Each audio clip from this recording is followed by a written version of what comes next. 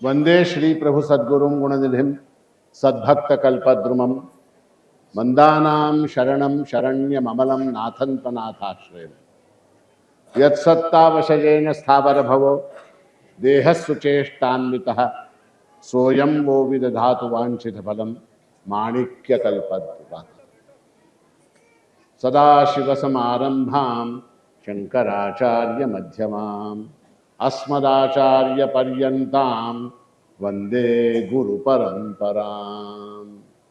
इन शब्दों में प्रभु महाराज के चरणों में अनंत कोटि प्रणाम अर्पित करते हुए आज इस दत्त जयंती के परम पावन अवसर पर आप सभी सद्भक्तों को संबोधित करते हुए मुझे अत्यंत आनंद की अनुभूति हो रही है।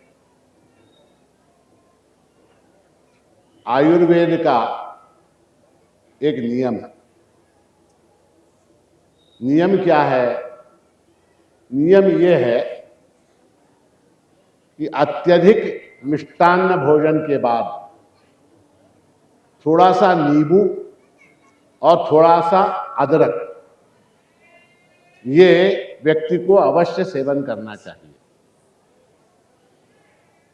अभी आपने प्रभु चरित्र का श्रवण किया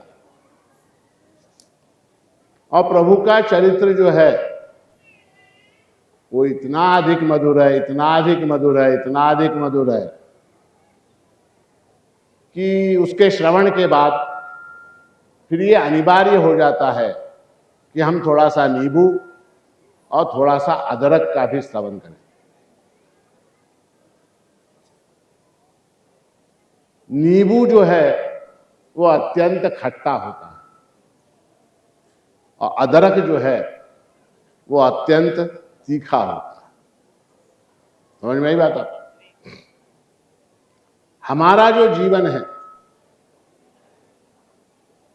उस जीवन की वास्तविकता क्या है? ये जो जीवन हम जी रहे हैं ना, इसकी वास्तविकता क्या है?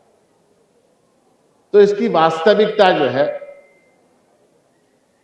उसको अगर 2-3 शब्दों में कहा जाए तो कभी खुशी, कभी जीवन क्या है? जीवन में कुछ क्षण सुख के हैं, अधिकतर क्षण दुख के। कुछ खुशी है, थोड़ी बहुत खुशी है, थोड़ा सा गम है। अब विचार करने की बात यह है कि ये खुशी, ये सुख हमको क्यों होता है और ये दुख भी हमको क्यों होता है। तो हमारे शास्त्रकारों ने बहुत विचार किया इसके ऊपर। अब जैसे बुखार आता है, क्यों आता है? बुखार क्यों आता है? तो ठंडी के अंदर खुले बदन से घूमे, ठंडे पानी से नहाए, बहुत जोर जोर से वेद घोष किया, कंठ घोष करके वेद घोष किया तो गला खराब हो गया। इस तरह से फिर बुखार आ गया। प्रत्येक कुछ न जो भी होता है उसका कुछ न कुछ कारण होता है। तो सुख होता है, दुख होता है, उसका कारण क्या? तो हमारे शास्त्रकारों ने कहा कि मन एव मनुष्याणाम कारणम बंधमोक्षयोः बंधाय विषयासक्तम मुक्तैर निर्विषयम स्मृतम। हमारे सुख और दुख का कारण जो है वो हमारा मन है, हमारा मन। एक बार क्या हुआ, हमारे दत्त जयंती उत्सव में एक बंबई के बहुत बड़े व्यापारी वो यहां आए थे। वो अत्यंत आनंद में थे। प्रभु जन्मोत्सव का कार्यक्रम चल रहा, बड़े आनंद में थे। तभी अचानक उनको फोन आ गया, उनके पुत्र का, उनके बेटे का बंबई से फोन आया। क्या फोन आया? फोन आया, बाबा हमारा जो फलाना गोदाम था उसके अंदर आग लग गई, माल सारा जल गया। तो ये सज्जन यहां पर माणिका लो कपाल बड़े आनंद में थे। जैसे ही फोन आया दैन्यहार का सुरासुरवंद्या हो गया, उनकी हालत हो गई, सारा उत्साह समाप्त हो गया। मुझसे आके उन्होंने कहा, महाराज जी बहुत अशुभ समाचार है, हमारे पुत्र का फोन आया, बेटे का फोन आया। क्या आया? तो हमारा गोदाम था, उसके अंदर लाखों का माल पड़ा हुआ था, उसमें अचानक आग लग गई। जो भी होता है प्रभु की इच्छा से होता है। गए वो माणिक विहार तक गए, अचानक फिर फोन आया। क्या फोन आया? फोन बेटे का ये आया कि वो जो गोदाम था उसके अंदर का सारा माल जो है वो हम सुबह ही बेच चुके हैं, हमारा कोई नुकसान नहीं हुआ, सारा माल जो है वो सवेरे ही हमने बेच दिया। वापिस आया वो आदमी, यहाँ दुकान से पेड़े लेके आया, पेड़े हार वगैरह लेकर। काय हो, काय झालं, आत्ताच रडत गेला तर पुन्हा नाही महाराज, आमचा मुलगा फार हुशार आहे, त्याने सकाळीच सगळं विकून टाक, काय आमचं काही नुकसान झालं नाही। पेड़े लाके, बड़ा आनंद, बड़ी खुशी, बहुत खुश हुआ, बहुत खुश हुआ। फिर गया, फिर उसके बेटे का फोन आया। क्या? बाबा ते मी माल विकलो, पण त्यांना अजून काय आपल्याला पैसे त्याचे दिला नाही। मन ही हमारे सुख का और दुख का कारण है। मन के कारण सुख है, मन के कारण दुख है। इसलिए इस मन का स्वरूप क्या है, इसको जानना अत्यंत आवश्यक है। इसका डायग्नोसिस करना पड़ेगा इस मन का। तो मन शब्द की व्याख्या करते हुए कहा गया है, मन्यते अनेन इति मनः। जिस अवयव के द्वारा, जिस अंतर इंद्रिय के द्वारा मनुष्य मनन की क्रिया करता है उसको मन कहते हैं। शास्त्रकारों ने कहा, सर्वेंद्रिय प्रवर्तक अंतर इंद्रियम मनः। सभी इंद्रियों को जो प्रेरित करता है, सर्वेंद्रिय प्रवर्तक, सभी इंद्रियों को जो प्रेरित करता है, जिसके बिना बाकी की इंद्रियां काम नहीं कर सकती। जैसे आप लोग यहां इस सभागृह में बैठे हैं, है ना, श्रवणेन्द्रिय से मैं जो कुछ बोल रहा हूं उसको आप सुन रहे हैं, किंतु अगर आपका मन इस समय भंडार खाने में होगा तो मैं जो बोल रहा हूं वो आपकी समझ में नहीं आएगा। सर्वेंद्रिय प्रवर्तक अंतर इंद्रियम मनः। इंद्रियों को जो प्रचोदित करता है, जिसके कारण इंद्रियां अपना काम करती हैं, उसका नाम मन है। और इस मन का काम क्या है, कैसे काम करता है ये मन? तो संकल्प विकल्पात्मक वृत्तिमत अंतःकरणम मनः तच्च सुख दुखाद्यादारः। ये मन जो है संकल्प विकल्प करता रहता है। संकल्प करना, फिर उस संकल्प में विकल्प करना, फिर संकल्प करना, फिर विकल्प करना। आता मी इथं बसू की उठू, ह्या प्रवचनामध्ये बसू की उठू। संकल्प क्या किया? बसतो, गुडघे फार दुखू लागले बाबा। फिर क्या? विकल्प, विकल्प। तो इस प्रकार से जो अंतर इंद्रिय काम करता रहता है उसका नाम मन है। हमारे वेदांत में मन को इस तरह से परिभाषित किया गया है, काम संकल्पो विचिकित्सा श्रद्धा अश्रद्धा धृति अधृति धीर धीर धीर इति एतत् सर्वं मन एव। बृहदारण्यक उपनिषद की श्रुति है कि कामः, हमारे मन में जो कामनाएं उत्पन्न होती हैं उसका जो अधिष्ठान है वो मन है। जो संकल्प होते हैं उसका जो अधिष्ठान है वो मन है। काम संकल्पः विचिकित्सा, विचिकित्सा यानी क्या? संशय करना, विचिकित्सा। श्रद्धा अश्रद्धा धृति अधृति री यानी लज्जा, धी यानी निश्चय, भी यानी भय, इति एतत् सर्वम मन एव। ये सब मिलाकर जो कुछ है उसका नाम मन है। और भगवान ने गीता में कहा कि ये मन जो है सभी इंद्रियों में श्रेष्ठ है। इंद्रियाणि पराण्याहुर इंद्रियेभ्य परम मनः। इंद्रियां श्रेष्ठ ऐसा कहा जाता है, किंतु इंद्रियों से भी ये मन जो है वो अत्यंत श्रेष्ठ है, ऐसा भगवान ने कहा। और देखिए पराकाष्ठा यहां तक हो गई। भगवान क्या कहते हैं गीता में? वेदानाम सामवेदोस्मि देवानामस्मि वासवः इंद्रियाणाम मनश्चास्मि भूतानामस्मि चेतना।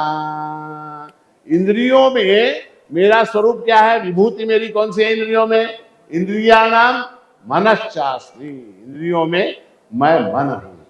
ये मन, तो ये जो मन है ये हमारे शरीर में, हमारे व्यक्तित्व में सबसे ज्यादा गड़बड़ करने वाला, जैसे एक परिवार होता है, परिवार, उस परिवार में बच्चे होते है ना, एक बच्चा होता वो बहुत ज्यादा गड़बड़ करता, यहां से उठ के वहां भाग, वहां से उठ के वहां भाग, ये सामान उठा के वहां फेंक, वहां का सामान यहां फेंक, ये कप तोड़, बशी तोड़, कुछ भी सामान छुपा दे, सामान फेंक दे, हाँ ऐसे सब धंधे करता रहता छोटा बच्चा। उस तरह से ये मन है, शरीर में इतनी इंद्रियां, आंखें गड़बड़ करती है, क्या करती होगी थोड़ी बहुत कभी कभी, मैं झट से अपने आप को सुधार लेती। जिह्वा गड़बड़ करती है कि जिह्वा करती है थोड़ा बहुत, मैं फिर अपने आप को संभाल लेती। हाथ करते हैं गड़बड़, फिर अपने आप को संभाल लेते। पैर गड़बड़ करते हैं, अपने आप को संभाल लेते। मन कंटिन्यूअस गड़बड़ करता है, कंटिन्यूअस गड़बड़ करता है। अब आप बताइए, आपके घर में जो ऐसा शैतान बच्चा होता, उधम करने वाला बच्चा होता, हार गड़बड़ करना ना मुलगा, उसका इलाज आप क्या करते, कैसे करते, क्या करते, क्या करता तू? हाँ मारता, हाँ बांधून ठेवता, किती वेळ, किती वेळ, किती वेळ? ऐसा है, स्वानुभव है, मेरा अपना अनुभव है। मैं ऐसा ही था बचपन में, मैं ऐसा ही था, गड़बड़ करने वाला, बहुत ज्यादा गड़बड़ करने। तो हमारे पिताश्री ने क्या किया, ये बहुत ज्यादा गड़बड़ करता है, इसको ले जाके स्कूल में रखो, बोर्डिंग स्कूल में, गुरुकुल में रखो, ठीक है। वहां ले जाके रखने के बाद फिर सारे नाटक बंद हो जाते होते क्या, सारे नाटक बंद हो जाते। गुरुकुल के अंदर, विद्यालय के, माणिक पब्लिक स्कूल यहां पर है हमारे, जितने आपके बच्चे गड़बड़ करने वाले हों सबको लाके यहां छोड़ो, जून में हम 2 महीने में सीधा कर देंगे, 2 महीने में सीधा कर देंगे। ऐसे बच्चों को बोर्डिंग स्कूल के अंदर रख देते हैं। और वो बोर्डिंग स्कूल कौन सा, भगवान बता रहे हैं, भगवान बता रहे हैं मन को क्या करना चाहिए, मन गड़बड़ करता उसको क्या करना चाहिए। मय्येव मनाधत्स्व मयि बुद्धिम निवेशय निवसिष्यसि मय्येव अत ऊर्ध्वम न संशय, गारंटी, अत ऊर्ध्वम न संशय, उसको मैं सीधा करूंगा, मेरे पास लाके रखूंगा। आप क्या करते हैं, अपने मन को अपने ही पास रखते हैं, माझा राजा, माझा सोन्या, माझा अमूल, माझा बबड्या, माझा काय पंप्या टंप्या, वो उसको लाड़ करते रहते। किसको? उसको ले जाके वहां छोड़ो बोर्डिंग स्कूल के अंदर, कहां पर? प्रभु के पास। प्रभु बोल रहे, प्रभु स्वयं कह रहे मय्येव मनाधत्स्व, उसको मय्येव, मेरे ही पास, मय्येव, एव यानी क्या, मेरे ही पास, माझ्या जवळच, मेरे पास लाके छोड़ो, मैं सीधा करता। मय्येव मनाधत्स्व मयि बुद्धिम निवेशय। और दूसरा बच्चा गड़बड़ करने वाला कौन सा है? दोनों को लाके मेरे पास छोड़ो, तो क्या हो जाएगा? क्या हो जाएगा?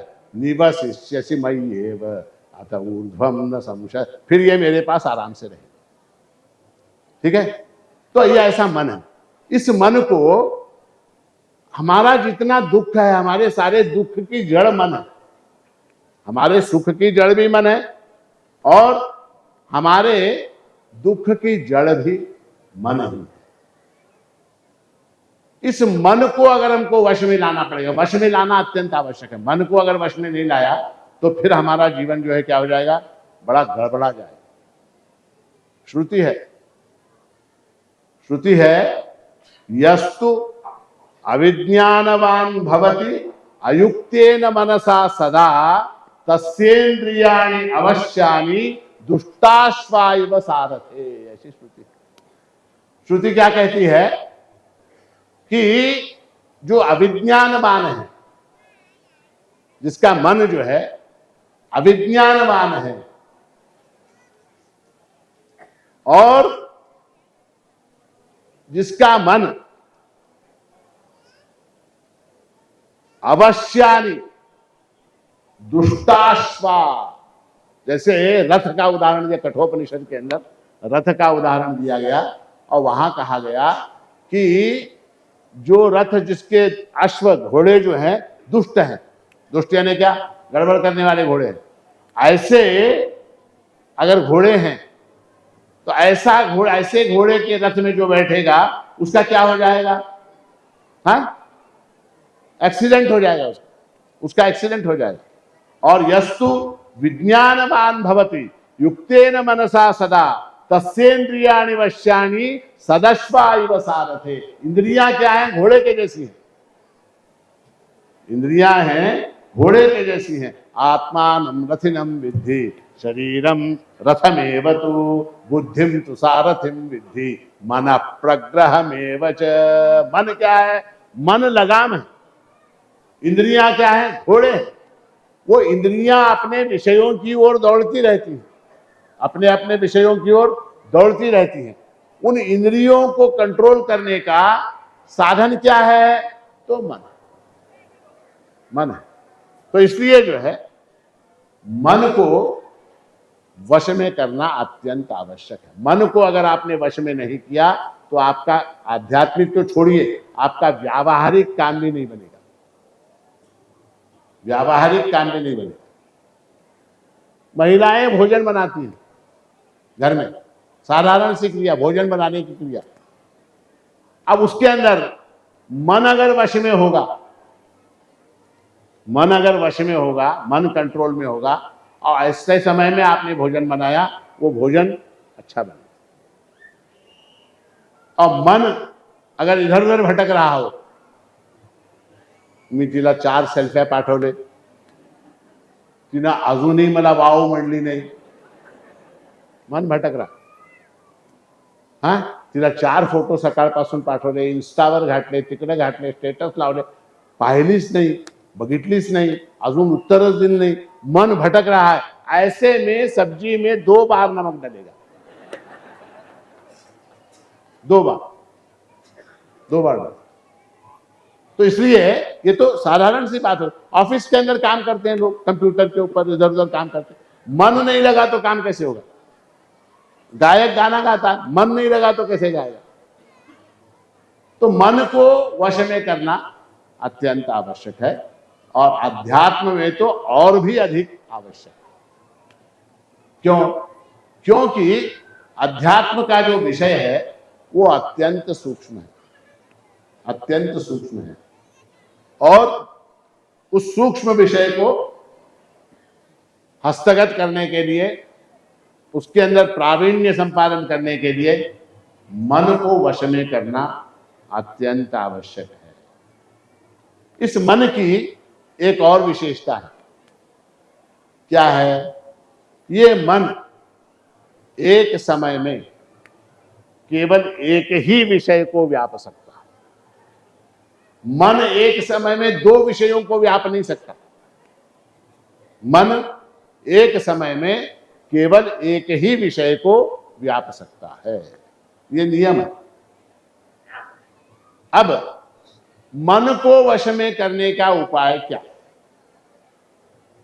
मन को वश में करने का उपाय क्या? मान लीजिए हाथ में दर्द, हाथ में प्रॉब्लम है, हाथ में प्रॉब्लम है, तो हम क्या कर सकते हैं?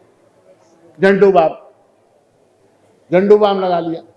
जख्म हो गई तो क्या? कैलाश जीवन लगा लिया। या वो हमारे हैदराबाद में, हैदराबाद स्टेट में ये मिलता है जिंदा तिलस्मात, हर चीज की एक दवा, वो जिंदा तिलस्मात लगा लिया, कम हो जाता है। पैर में दर्द है, फिर झंडू बाम, महानारायण तेल, अमुक तेल, वो तेल, ये तेल लगा सकते। सिर में तकलीफ है, गोली ले सकते हैं, एनासिन, एस्प्रो, गोली ले सकते हैं। अब मन को क्या देंगे? न उसको झंडू बाम लगा सकते हैं, न उसको एनासिन खिला सकते हैं, न उसको एस्प्रो खिला सकते हैं। हाँ, उसका एक्सरे नहीं निकाल सकते मन का। देखिए कितनी विचित्र बात है, मन का एक्सरे नहीं निकलता। मन का एक्सरे निकालेंगे तो छाती की जो हड्डियां हैं, अस्थिपंजर है यहाँ का, ये दिखाई देगा। मन का एक्सरे नहीं निकलता। एमआरआई करा सकते हैं क्या मन का? मन का एमआरआई भी नहीं करा सकते। अच्छा, मन का कोई डॉक्टर होता है क्या? मन का डॉक्टर भी नहीं होता, तो करें क्या? तो उसके लिए हमारे शास्त्रों ने एक विधान बताया है। मन को वश में करने का साधन जो है, उसका नाम है नामस्मरण। नामस्मरण। अब नामस्मरण से बहुत से संतों ने, महंतों ने, महात्माओं ने नामस्मरण की महिमा आपको बताई है, मुझे बताने की आवश्यकता नहीं। किंतु नामस्मरण के पीछे जो एक वैज्ञानिक, जो उसका एक फंडा है, नामस्मरण से मन कैसे वश में होता है, इसकी जो एक कारण परंपरा है, उसका विचार हम करने जा रहे हैं। योग शास्त्र में, योग शास्त्र का सूत्र है योग चित्त वृत्ति निरोध, ऐसा सूत्र। योग यानी क्या? योग यानी चित्त वृत्ति का निरोध है, यानी योग। चित्त की जो वृत्तियां हैं, चित्त जो इधर उधर उधर उधर भटकता रहता है, उसको एक स्थान पर स्थिर करना, इसका नाम। अब नामस्मरण से ये चित्त जो है एक स्थान पर स्थिर कैसे होगा, इसको हमको देखना। हमारी जो ज्ञानेंद्रियां हैं, कितनी ज्ञानेंद्रियां हैं? 5 ज्ञानेंद्रियां हैं। आंख, नाक, कान, त्वचा, जिह्वा और घ्राण, ये 5 ज्ञानेंद्रियां हैं। इन 5 ज्ञानेंद्रियों में सबसे सूक्ष्म ऐसी ज्ञानेंद्रिय कौन सी है?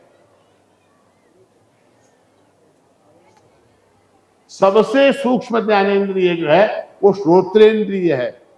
क्यों? क्योंकि आकाश जो है वो सबसे सूक्ष्म ऐसा भूत है। महाराज संध्याकाळ के वेळेला भूत प्रेत वगैरह मन भीति घालून नका, वो वाला भूत नहीं। भूत यानी ये जो सारे पंच महाभूत है उनकी बात कर रहा हूं। तो आकाश जो है वो सबसे ज्यादा सूक्ष्म ऐसा भूत, महाभूत है। और उसका गुण कौन सा है? उसका गुण शब्द है, उसका गुण शब्द है। और नामस्मरण क्या है? नामस्मरण में शब्द महत्वपूर्ण है। नामस्मरण के अंदर शब्द महत्वपूर्ण है। और इसलिए आप देखिए, एक व्यक्ति है सोया हुआ, नींद कर रहा, उसकी बगल में आपने अगरबत्ती जला दी।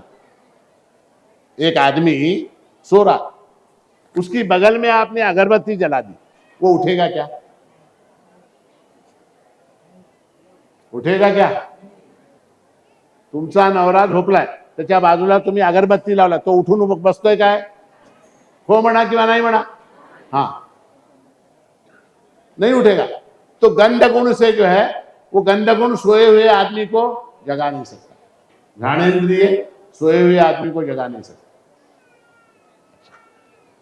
एक व्यक्ति सो रहा, उसके सामने आपने क्या, एक बहुत सुंदर सिनेमा अभिनेत्री का चित्र लाके रख दिया।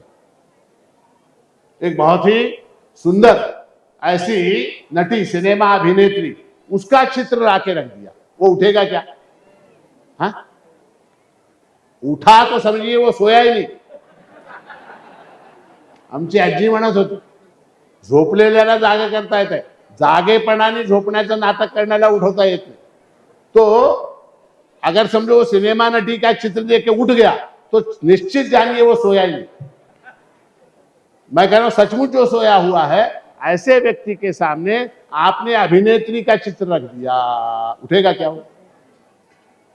तो रूप और रूप को ग्रहण करने वाला जो चक्षुरेंद्रिय है वो भी नींद में से जगाने में समर्थ नहीं है। एक आदमी सो रहा, उसके सिरहाने आपने 1 किलो गुलाब जामुन रख दी। क्या रखा? 1 किलो गुलाब जामुन रख दी, उठेगा क्या?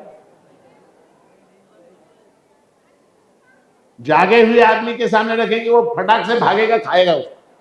नींद में जो है, सोया हुआ है, सुषुप्ति में जो है, उसके सामने आपने उसके सिरहाने पलंग के पास 1 किलो गुलाब जामुन रख दिया, खाएगा क्या? उठेगा क्या? तो रसनेन्द्रिय जो है वो भी नींद में से आपको जागृत नहीं कर सकती। ठीक है। अब एक आदमी सो रहा, हाँ, उसके पास आप गए और उसके पास जाके दत्ता सो रहा हमारा, दत्ता सो रहा हमारा, उसके पास गए, दत्ता ऐसा बोला, उठेगा क्या? नहीं। कैसे जाएगा? कैसे उठेगा? श्रवणेन्द्रिय जो है वो सूक्ष्म रूप से सुषुप्ति में भी काम करती है। श्रवणेन्द्रिय जो है इतनी शक्तिशाली है कि सूक्ष्म रूप से सुषुप्ति अवस्था में भी वो श्रवणेन्द्रिय काम करती है। इसलिए जो आदमी सो रहा है उसका नाम लेके जगाने पर वो आदमी जाग जाता है। अच्छा, और विशेष, मान लीजिए 10 लोग सो रहे हैं, 10 लोग सो रहे हैं, हर एक के नाम अलग अलग है, हाँ, उसमें से दत्ता अगर बोल दिया तो दत्ता ही उठेगा, राम नहीं उठेगा, दत्ता ही उठेगा। समझ आए बात? वैसे शब्द जो है वो राम के कान में भी गिरा, शब्द जो है वो किसका, और कोई है किशोर, उसके कान में भी पड़ा, शब्द जो है सुमंत के कान में पड़ा, शब्द राम शर्मा के कान में पड़ा, ये लोग नहीं उठे। कौन उठा? जिसका नाम लेकर पुकारा गया वो उठा। तो शब्द के अंदर शक्ति है, श्रवणेन्द्रिय के अंदर शक्ति है, और जो है ये नामस्मरण जो है इसमें क्या है? इसमें परमात्मा का नाम है, परमात्मा का नाम। देखिए, सोया हुआ आदमी जाग जाता है उसका नाम लेने से, सोया हुआ आदमी जाग जाता है। और वो परमात्मा जो सोता ही नहीं है उसका नाम अगर आप लोगे, उसको जागने में कितना टाइम लगेगा? वो जगेगा क्या? उसको कोई प्रॉब्लम होगा क्या जागने में? तो नाम में बड़ी शक्ति है, और इसीलिए हमारे यहाँ कहा भी गया है कि राम से बड़ा राम का नाम, राम से बड़ा राम का नाम। ये मन क्या करता रहता है? देखिए बड़ा विचित्र है, ये मन क्या करता है? मन केवल 2 काम करता है। कितने करता? आप बोलेंगे 100 काम करता, 1000 काम करता, नहीं, 2 काम। कौन से? एक को कहते हैं भूत स्मरण, भूत स्मरण, और दूसरे को कहते हैं भविष्य चिंतन। भूत स्मरण यानी क्या? जो बीत चुका है, जो हो चुका है, उसका स्मरण करता रहता मन। आज माझ्या लग्नाला 40 वर्ष झाली, हा, ही म्हातारी 40 वर्षापूर्वी माझं लग्न करून घेऊन मी ज्या दिवशी ह्या घरात आले त्या दिवशी मला असं म्हणाली होती. कोण? म्हातारी सासू असं म्हणाली होती. आज 40 वर्षानंतर ती गोष्ट आठवण आहे, स्मरण है। फिर वहां से फिर 40 साल का इतिहास पूरा. मग मी काय केले? तिच्या चहामध्ये एक दिवशी मीठ घालून दिले तिला, मर म्हातारी. मग काय झालं? मग आमचं भांडण झालं. मग काय झालं? मग अमुक झालं, तमुक झालं, ते झालं. हे 40 साल का इतिहास पूरा जो है वो मन जो है स्मरण करता रहता है, भूत स्मरण. अथवा भविष्य का चिंतन. जयंती उत्सव झाल्याबरोबर फर्स्ट काम काय करायचं माहिती आहे? काय करायचं? 28 ला 27 ला दरबार आहे, 28ला दरबार संपतो. 28ला दरबार संपला, 28ला आम्ही इथून निघू, 29ला घरी पोचू. ठीक आहे. राहिले किती दिवस? 2 दिवस. 30, 31. 31च्या रात्री पार्टी. का? New year. मग त्या पार्टीला कोणाकोणाला बोलवायचं? आमच्याला बोलवायचं, तमच्याला बोलवायचं, त्याला बोलवायचं, ह्याला बोलवायचं नाही, ह्याला बोलवायचं. सुरू हो गया यहां बैठ के. आज आता ह्या मंडपात बसून चालू है कि नहीं? 31ला पार्टी, उसकी प्लानिंग. वर्तमान का चिंतन मन कभी भी नहीं करता. मन जो है वर्तमान के विषय में कभी भी नहीं सोचता. और हमारे दुख का कारण भूत का स्मरण है, भविष्य का चिंतन. हमारे दुख का कारण क्या है? भूत का स्मरण, भविष्य का चिंतन. वर्तमान में क्या है? वर्तमान में केवल प्रभु है, परमात्मा है. उसका स्मरण करेंगे, उसका स्मरण करेंगे तो न भूत का स्मरण होगा, न भविष्य का भय होगा. और नाम स्मरण शब्द है, नामोच्चारण ऐसा शब्द नहीं. नाम स्मरण. स्मरण यानी क्या? स्मरण यानी क्या? स्मरण यानी याद करना. याद करना. कैसे याद करना? किस तरह से याद करना? जिस प्रकार, अब क्या उदाहरण दूं? एक माता है, उस माता का पुत्र जो है वो अमेरिका में रहता है. कहां रहता है? अमेरिका में रहता है. और आज क्या है? आज दीपावली है. आज दीपावली है और उस पुत्र को जो पसंद है ऐसा एक व्यंजन, ऐसा एक पदार्थ उस माता ने घर में बना, चकलिया, लाडू, करंजी, श्रीखंड, जो भी है, बासुंदी बनाया.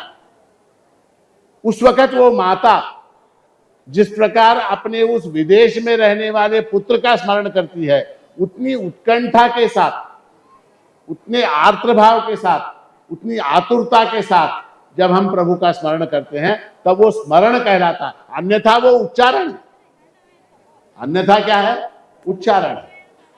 तो नाम में शब्द है और स्मरण के अंदर भाव है. नाम के अंदर क्या है? शब्द है और स्मरण के अंदर भाव है. उस भाव के साथ, उस भाव के साथ जब हम परमात्मा का स्मरण करते हैं तो भविष्य का भय और भूत का स्मरण, ये दोनों क्रियाएं बंद हो जाती हैं. ये दोनों क्रियाएं बंद हो जाती हैं. और इन दोनों क्रियाओं के बंद होने से मन स्थिर होता है. मन ऐसे ही स्थिर नहीं होता. उसका जो काम चल रहा है उसको रोकना पड़ता है. वो स्थिर होता है. और जब मन स्थिर होता है उस समय उस मन में आत्मा प्रतिबिंबित होता है. आत्मा जो है वो आनंद स्वरूप है. श्रुति ने कहा, क्या कहा? आनंद आत्मा. वो आत्मा जो है आनंद स्वरूप है. वो आनंद जो है उस मन के अंदर प्रतिबिंबित होता है और उस समय जो है हमको सुख की प्राप्ति होती है. ये सारा एक वैज्ञानिक प्रक्रिया है. एक वैज्ञानिक प्रक्रिया है. तो इस नामस्मरण का बहुत अधिक महत्व है. नामस्मरण जो है वो सारे साधनों में, जितने साधन हैं उन सभी साधनों में सर्वश्रेष्ठ साधन कहा गया है नामस्मरण. इस नामस्मरण की, देखिए ऐसा है, इसकी महती ऐसी है, इसका कोई विधि नहीं, इसकी कोई विधि नहीं है, इसका कोई विधान नहीं है, इसके लिए कोई नियम नहीं है, इसके लिए किसी अधिकारी की आवश्यकता नहीं है, इसके लिए किसी गुरु की भी आवश्यकता नहीं है. नामस्मरण के लिए परमात्मा का नाम, राम, कृष्ण, शिव, प्रभु, माणिक, जो भी नाम आप लेते हैं, उस नाम के लिए किसी विधि विधान की आवश्यकता नहीं है. हाँ, अगर आपको जप करना हो तो विधान है. आपको स्नान करना पड़ेगा, आपको भस्म धारण करना पड़ेगा, विधिवत मंत्र की दीक्षा लेनी पड़ेगी विधिवत आसन के ऊपर बैठना पड़ेगा, विधिवत जपमाला धारण करनी पड़ेगी, विधिवत जप करना होगा। ये सारे नियम हैं नामस्मरण के लिए। कोई नियम नहीं है, कोई नियम नहीं है, कहीं भी बैठो, कैसे भी बैठो, स्मरण करो भाव के शब्द को, भाव के साथ स्मरण करना। वो हमेशा मैं उदाहरण देता हूं, आपको आईएएस बनना है, आपको क्या बनना है, आईएएस बनना है, तो उसके लिए क्या, उसके लिए विधान है, उसके लिए एक विधि है, विधान है। आपको परीक्षा देनी पड़ेगी, आपको ट्रेनिंग लेनी पड़ेगी, आपका अपॉइंटमेंट ऑर्डर आना चाहिए, आपका जो है वहां पर कलेक्टर के रूप में आपकी स्थापना होनी चाहिए, उसके बाद आप आईएएस बन के वो कलेक्टर बन सकते हैं। आपको अपनी माँ की गोद में सिर रख के सोना है, उसके लिए क्या विधि है, क्या विधि है? माता की गोदी में सिर रख के सोने के लिए कोई विधि है क्या, कोई विधान है क्या? कोई विधि नहीं है, कोई विधान नहीं है, कोई नियम नहीं है। तो ये नामस्मरण जो है ये बड़े महत्व का है, बड़े महत्व का है। और पुराणों में, इतिहास में, रामायण में, महाभारत में इसके अनेक अनेक अनेक अनेक ऐसे प्रसंग हैं। रामायण का प्रसंग मैं अक्सर सुनाता हूं कि एक बार क्या हुआ, राम जो है वो लंका पर विजय प्राप्त करने के लिए सेतु का निर्माण कर रहे थे, सेतु का निर्माण कर रहे। तो सेतु का निर्माण कर रहे वानर जो थे वो बड़े बड़े पत्थर उठा के समुद्र के अंदर फेंक रहे। तो रामचंद्र जी ने देखा वानर बड़े बड़े पत्थर उठा के समुद्र में फेंक रहे हैं, समुद्र के ऊपर सेतु का निर्माण हो रहा। प्रभु जो है टीले के ऊपर बैठे हुए थे, वहां से नहीं, उनको लगा मेरे लिए ये वानर बेचारे इतना सब कर रहे हैं, तो मुझको भी जो है इनकी थोड़ी सी मदद करनी चाहिए। इस भाव के साथ प्रभु नीचे आए समुद्र के पास, आके उन्होंने कहा कि मैं भी पत्थर फेंकूंगा। तो वानरों ने कहा नहीं नहीं प्रभु आप रहने दो, हम हैं, हम कर लो। नहीं नहीं मैं भी फेंकूंगा, ठीक है फेंकू। एक पत्थर बड़ा सा लाके प्रभु के हाथ में दिया, प्रभु ने उस पत्थर को उठाया और समुद्र के अंदर फेंका। वानर जो पत्थर फेंक रहे थे वो पत्थर समुद्र के ऊपर तैर रहे, और रामचंद्र प्रभु ने जो पत्थर समुद्र के अंदर फेंका वो दुडुम करके उड़ा। तो दूसरा पत्थर उठाया, दूसरा पत्थर उठा के फेंका, वो भी गुड़ुम करके अंदर। तो बड़े परेशान हुए, वानर, साधारण वानर ये पत्थर उठा के फेंक रहे हैं समुद्र के अंदर, वो पानी के ऊपर तैर रहे हैं, और मैं फेंक रहा हूं, इनका स्वामी मैं, सच्चिदानंद घन परमात्मा, मैं फेंक रहा हूं, वो डूब रहे। बोले अब क्या करें, ऐसा क्यों हो रहा, ऐसा क्यों हो रहा? जब कोई चीज समझ में ना आए तब क्या करना चाहिए? तब किसी बुद्धिमान को बुला के पूछना चाहिए। तो बुद्धिमान कौन? मनोजवम मारुततुल्य वेगम जितेंद्रियम बुद्धिमताम वरिष्ठम। बुद्धिमानों में जो अत्यंत श्रेष्ठ हैं ऐसे हनुमान जी को बुलाया गया, पूछा गया कि ये वानर तुम्हारे जो पत्थर फेंक रहे वो डूब रहे, तैर रहे, और मैंने जो पत्थर फेंका वो डूबा, उसका कारण क्या है? तो हनुमान जी ने अत्यंत विनम्र भाव से हाथ जोड़ के कहा प्रभु उसके दो कारण, दो कारण। पहला कारण ये कि जो आपके हाथ से छूटा वो डूबा। पहला कारण ये कि जो आपके हाथ से छूटा वो डूबा, और दूसरा कारण ये आपने पत्थर फेंकते समय जय श्री राम कहा था क्या? पूछा हनुमान जी ने, क्योंकि वानर जो है वो जय श्री राम, जय क्या बोल रहे थे?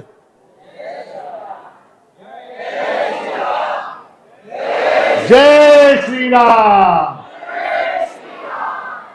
ऐसा घोष करके वो वानर जो है पत्थर फेंक, इसलिए वो तैर रहे थे। आपने बोला क्या? क्या बोलते हैं? भगवान जो है मुस्कुराकर अपने स्थान पर जाकर बैठे। कुछ नहीं कहा भगवान, मुस्कुराए बस। ये जो घटनाक्रम यहां चल रहा था, लंका के तट से राक्षसों के जो जासूस थे वो दूरबीन लगा के देख रहे क्या चल रहा है, क्या चल रहा है। तो वानर जो है वो सेतु बांध, प्रभु महाराज ने वर्णन किया बड़ा सुंदर। नाम का प्रताप सब ही पाप ताप हारे, पत्थर पर नाम लिख के सागर पर तारे, पत्थर पर नाम लिख के सागर पर तारे। तो राक्षसों के जासूस दूरबीन लगा के देख रहे, क्या सेतु बन गया, आधे के ऊपर बन गया, 50% वर्क ओवर। अब क्या, दौड़े दौड़े गए रावण के पास, रावण के पास गए, रावण को जाके सूचना दी। बोले वो वानर मायावी हैं, वानर जितने हैं वो मायावी हैं, जादूगर हैं, वो समुद्र के ऊपर सेतु का निर्माण कर रहे हैं और बड़े बड़े पत्थर फेंक रहे हैं, वो पत्थर तैर रहे हैं। रावण ने सोचा ये वानरों का ये पराक्रम सुन के मेरी सेना हतबल हो जाएगी, अब क्या करें। रात कोई चमत्कार नहीं, कोई मायावी मायावी कुछ नहीं, क्या बड़ी बात है, मैं भी कर सकता हूं। तो समुद्र के ऊपर पत्थर तैराना क्या बड़ी बात है, मैं कर सकता हूं, उसमें क्या बड़ी बात है। तो चलो चलो, जैसे ही कहा सारी सेना, राक्षस सेना सब आ गई।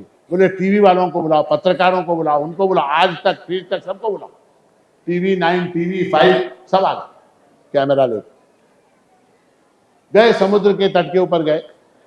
रावण ने एक बड़ा पत्थर उठाया और वो समुद्र के अंदर फेंका। जैसे ही रावण ने समुद्र के अंदर पत्थर फेंका, वो पत्थर जो है तैरने लगा, वो पत्थर भी तैरने। दूसरा लाओ, दूसरा लाओ, दूसरा पत्थर उठाया, दूसरा पत्थर रावण ने समुद्र के अंदर फेंका, वो पत्थर भी। सब राक्षसों ने जय जयकार की, हाँ, अपने राजा की जय जयकार की, रावण की जय जयकार की कि हमारा राजा भी बहुत मायावी है।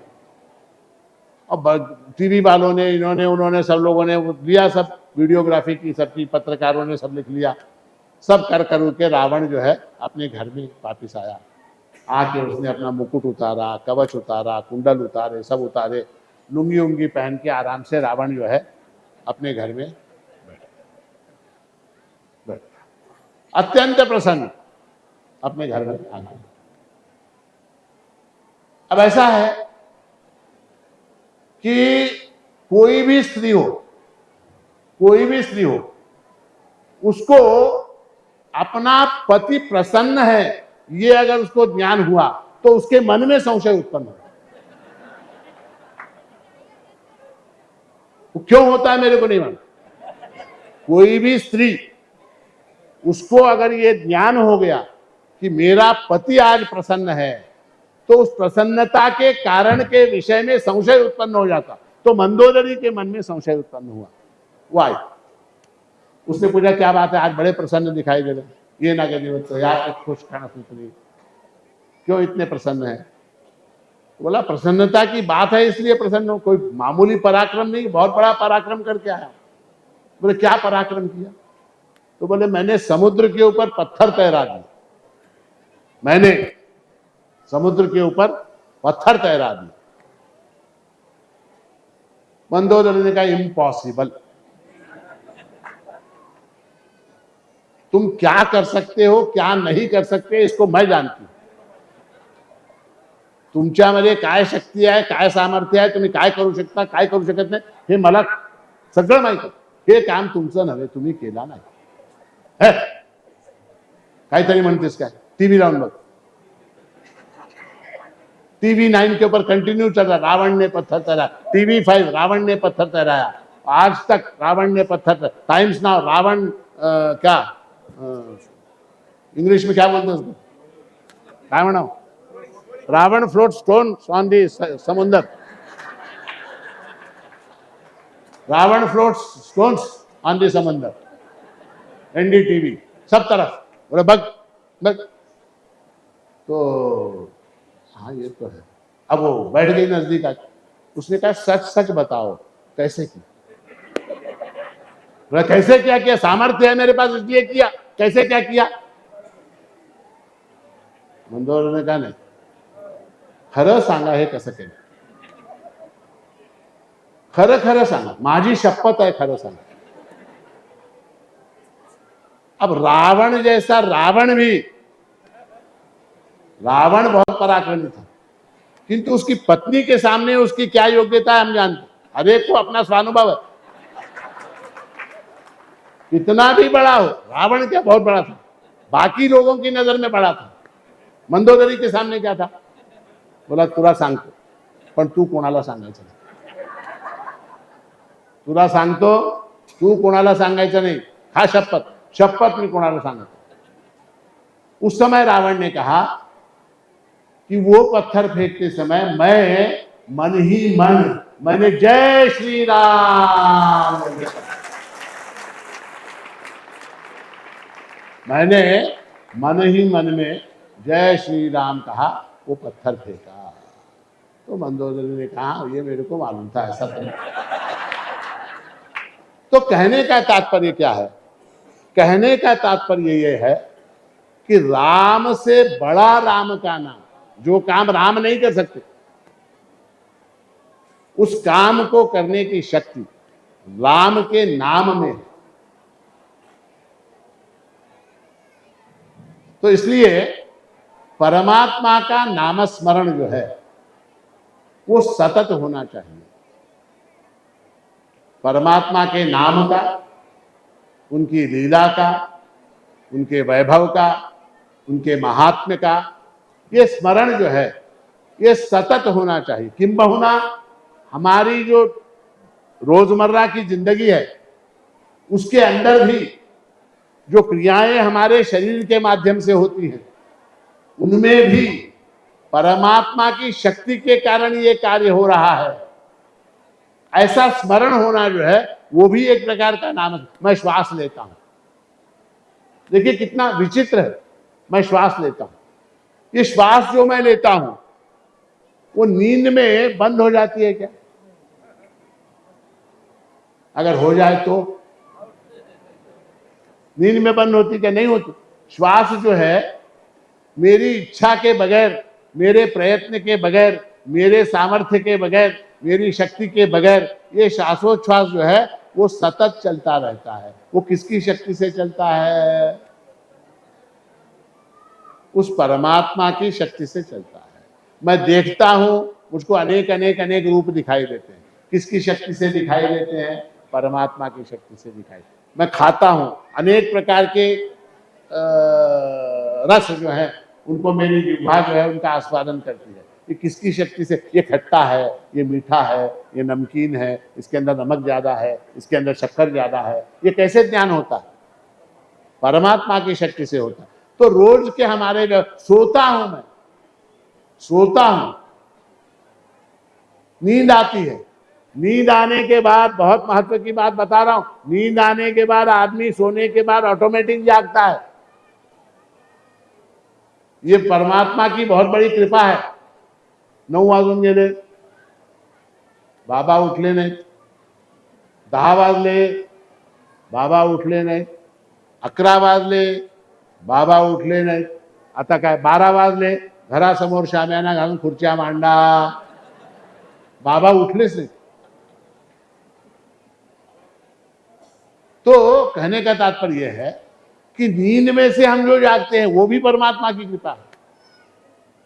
इसलिए हमारे यहाँ, हमारे सनातन वैदिक हिंदू धर्म के अंदर प्रत्येक क्रिया के साथ परमात्मा को जोड़ा गया. सोने से पहले परमात्मा की प्रार्थना, जागते ही परमात्मा की प्रार्थना, भोजन करते समय परमात्मा की प्रार्थना, परमात्मा का स्मरण. अहम वैश्वानरो भूत्वा प्राणिनाम देहमाश्रितः प्राणापान समायुक्तः पचाम्यन्नम चतुर्विधम. खाते समय भगवान की प्रार्थना, खाना समाप्त होने के बाद भगवान की प्रार्थना. कितनी बार दिन में भगवान की प्रार्थना हमारे सनातन वैदिक धर्म के अंदर है. दीप जलाने के बाद भगवान की प्रार्थना, विद्यारंभ करने से पहले भगवान की प्रार्थना, प्रत्येक संस्कार में परमात्मा की प्रार्थना, गर्भाधान से लेकर अंतिम संस्कार तक जितने संस्कार हैं उन सब में परमात्मा की प्रार्थना. तो ये इसलिए है क्योंकि हमको सतत ये स्मरण रहे कि ये जो कुछ चल रहा है, जो कुछ बाहर का तो चल ही रहा है, मेरे अंदर भी जो कुछ चल रहा है, मेरे शरीर में भी जो कुछ हो रहा है, वो सब उस परमात्मा की महिमा से हो रहा है। ये न रूपम रसम गंधम शब्दान स्पर्शागुश्च मैथुनान एते नैव विजानाति किमत्र परिशिष्यते एतद्वै तत्। कठोपनिषद की श्रुति। जिसके कारण मैं रस को जानता हूं, जिसके कारण मैं शब्द को जानता हूं, जिसके कारण मैं रूप को जानता हूं, जिसके कारण मैं रस को जानता हूं, वो एतद्वै तत्, वो परमात्मा है।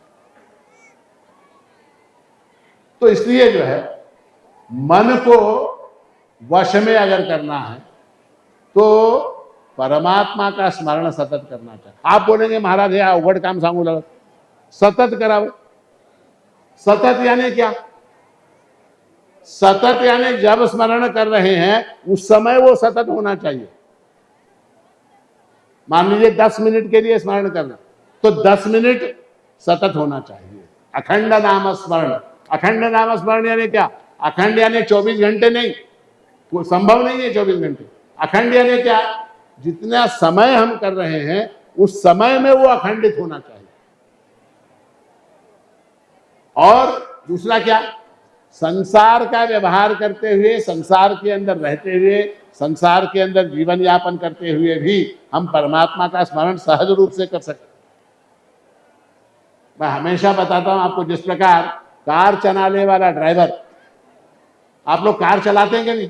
मोटरसाइकिल, कार वगैरह कौन कौन चलाते? हाथ हो म्हणायचं। कार मोटरसाइकिल चालवता कि नहीं?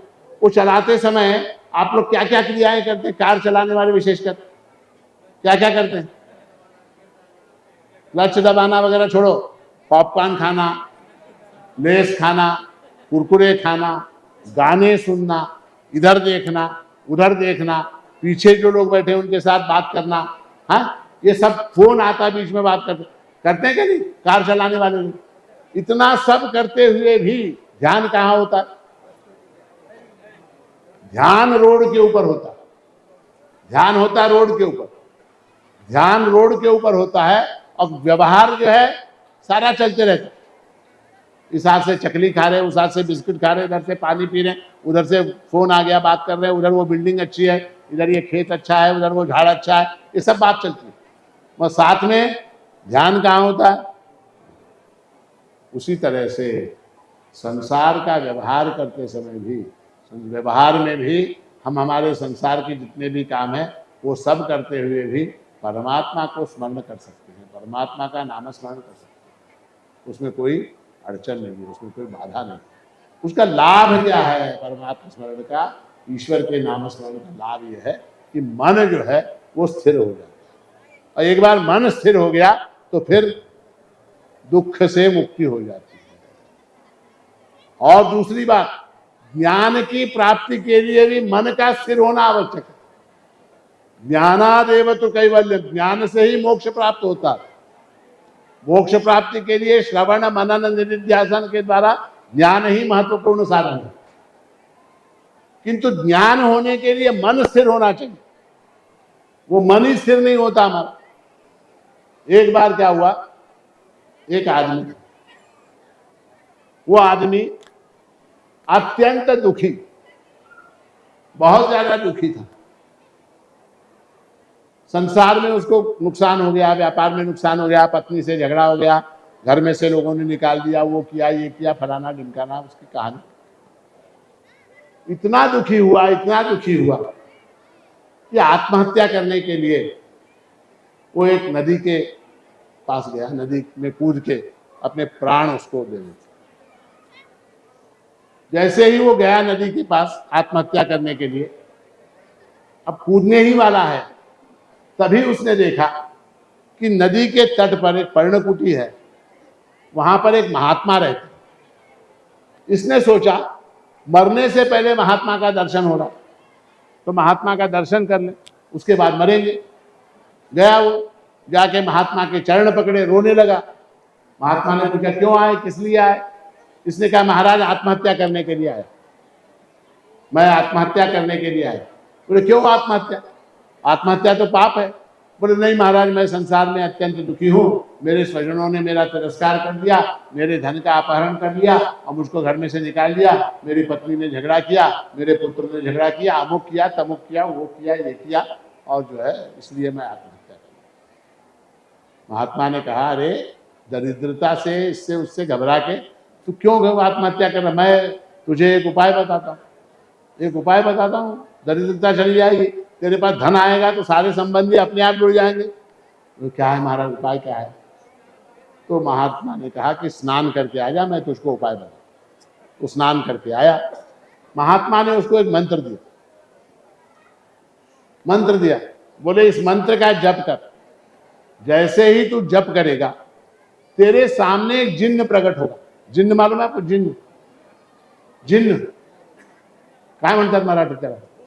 वेताळ, भूत जैसा, हाँ, जिन्न प्रकट होगा और उसको आज्ञा देनी है, बस उसको आज्ञा दो, वो तुम्हारा काम कर दे।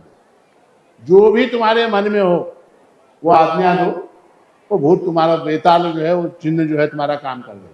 मगर एक शर्त है, उसको खाली नहीं दिखाना, उसको सतत काम में रखना। ठीक है महाराज, कोई बात नहीं। स्नान करके आ गया, स्नान करके आने के बाद उसको महाराज ने मंत्र दिया, उपदेश दे दिया, घर गया, घर जाके बैठ के जप करने लगा। जैसे ही जप समाप्त हुआ वो वेताल प्रकट हो गया, भूत प्रकट हो गया। उसने कहा हुकुम करो सरकार। भूत ने क्या कहा? हुकुम करो सरकार। जैसे ही हुकुम करो का, उसने कहा मेरा घर जो झोपड़ी है इसको निकाल के यहाँ पर एक 8 बेडरूम का फर्स्ट क्लास मकान बना।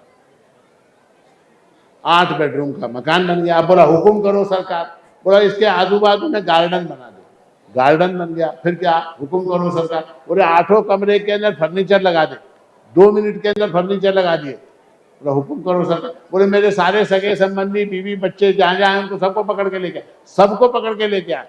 3 मिनट में सब लोग देखने लगे, घर बन गया, आलीशान बंगला बन गया, वहां रहने लगे। अब क्या? अब बोले भूख लगी है, सबको भोजन बनाओ। 10 मिनट के अंदर भोजन, सबको फर्स्ट क्लास भोजन। हाँ, दूध खीर, पापड़, चटनी, लोणचं, कोशिंबीर, सब भात वरण आमटी, सब कुछ 10 मिनट में रेडी। अब क्या? अब बोले इनको ऐसा करो वैसा करो, वो अब बता, कितना बताएगा काम? बता के थक गया। अब ये इतना अच्छा आलीशान बंगला बना, पलंग है, गादी है, एसी है, तमुक है, अमुक है, अब ये सोना चाहता है बेचारा, सोना चाहे। वो बोला हुकुम करो। अब क्या हुकुम करेंगे? बोला बोला हुकुम करो नहीं तो मैं तुमको खा लूंगा, हुकुम करो नहीं तो मैं तुमको खा लूंगा। अरे अब क्या खाओ? बोले वो हमारा नियम है, हमको काम लगाना चाहिए, हम काम नहीं करेंगे तो फिर हम तो जो है उसको खा लेते। अब खा लूंगा बोलते ही घबरा गया। घबरा के ये भागने लगा, घबरा के ये भागने लगा। उसके पीछे वेताल भागने लगा। भागते भागते भागते भागते भागते कहां पहुंचा? कहां पहुंचा? वो नदी के किनारे जो महात्मा रहता था उसकी कुटिया में पहुंचा। वहां जाके पैर पकड़ लिए। बोला महाराज हे काय नसलेलं उपद्व्याप झालं, काय झालं? तो ते वेताळ माझ्या मागे लागले, भूत माझ्या मागे लागले, काय करावं, काय म्हणलं? खातो म्हणलं. अरे तुला आधीच सांगितलं, त्याला काम सांगायला पाहिजे, काम न सांगितलं की ते खाणार. अब क्या करूं, अब क्या करूं? बोले ऐसा करो, उसको काम दो। क्या काम? तो घर के आंगन में एक डंडा गाड़, बंबू, एक डंडा गाड़। जब सारे काम समाप्त हो जाए तो उसको बोलना चढ़, चढ़ बोलने। वो चढ़ेगा ऊपर, उतर, वो उतरेगा, चढ़, चढ़ गया, उतर, उतर गया, चढ़, चढ़ गया, उतर। तो जब तक मैं रुक नहीं बोलता तब तक चढ़ना उतरना करते रहे। ठीक है, ऐसा बोल। ये गया, इसने बंबू गाड़ा, बंबू गाड़ के बोला चढ़, तो भूत ऊपर चढ़ गया। बोला उतर, नीचे उतरा। बोला चढ़, चढ़ गया, मैं उतर, नीचे उतर। बोला जब तक मैं रुक नहीं बोलता तब तक तू चढ़ उतर करते रहे। ठीक है, ये आदमी जाके आराम से अपने घर में सो। कथा इतनी है बस, आराम से जाके सो। हमारा मन जो है ना, वो कैसा है मालूम है? वो शैतान जैसा है, वेताल जैसा है, जिन्न जैसा है। उसको सतत विषय चाहिए, उसको कोई ना कोई विषय चाहिए उसको। कंटिन्यूअस उसको विषय चाहिए। अब क्या, अब चाय चाहिए, अब क्या, चाय। चहा झाल्याबरोबर तासाभराने पोहे पाहिजे, पोहे पाहिजे। फिर क्या, फिर उसको अखबार चाहिए, फिर उसको न्यूज चाहिए, फिर उसको टीवी चाहिए, फिर फोन चाहिए, फिर पैसा चाहिए, पत्नी चाहिए, बच्चे चाहिए, अमुक चाहिए, तमुक चाहिए, सब चाहिए उसको, कंटिन्यूअस सतत चाहिए उसको। उसको स्थिर करने का उपाय क्या, एक बंबू गाड़ो, चढ़ उतर, माणिक माणिक जय गुरु माणिक माणिक माणिक माणिक माणिक जय गुरु माणिक माणिक माणिक शिव। रुक रुक, उसको रुक बोलले, रुक गया। आता काय, आता मी थोडं ऑफिसचं काम करतो, 15 मिनिट अर्धा तास ऑफिसचं काम करतो, झालं समजा। आता काय, चढ उतर, माणिक माणिक जय गुरु। रुक, आता काय, आता मी थोडं जेवतो, आता मी थोड़े जेवतो, अब मैं थोड़ा भोजन करूंगा, भोजन होने के बाद फिर शुरू, माणिक माणिक जय गुरु। तो इस प्रकार